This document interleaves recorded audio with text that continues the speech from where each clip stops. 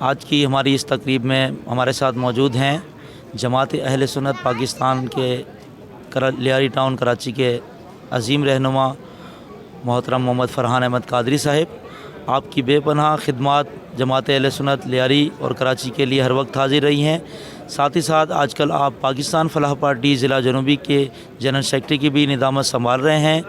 آپ کے صدر ہیں حافظ محمد عابد نقشبندی صاحب، جو کہ ضلع جنوبی کے صدارت سنبھال رہے ہیں، اور ان کے آپ ہمنوا ہیں، اور ہمیں خوشی ہے کہ آپ مختلف سماجی فلاحی کاموں میں بھی بڑھ چڑھ کر حصہ لیتے ہیں، اور آج آپ اے پی نیوز کی حمایت میں اپنا بیان دے رہے ہیں۔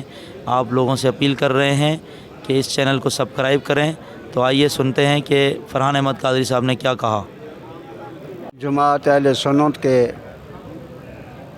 سینئر رہنما فرحان قادری صاحب سے میں درخواست کروں گا کہ وہ اے پی ایس نیوز عزم پاکستان کے متعلق کچھ اپنے خیالات کا اظہار کریں۔ اعوذ باللہ من الشیطان الرجیم، بسم اللہ الرحمن الرحیم۔ الصلاۃ والسلام علیک یا رسول اللہ وعلی آلہ وصحبہ یا حبیب اللہ۔ اے پی نیوز عزم پاکستان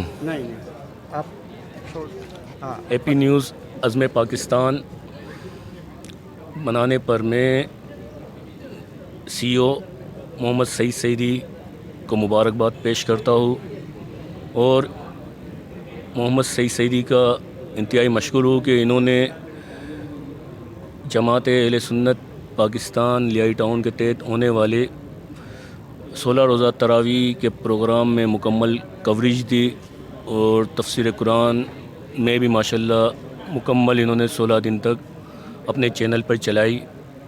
تو ماشاءاللہ یہ چینل کو کامیاب بنانے کے لیے تمام دوست احباب اور سننے والوں سے اپیل کروں گا کہ اس چینل کو کامیاب کرنے میں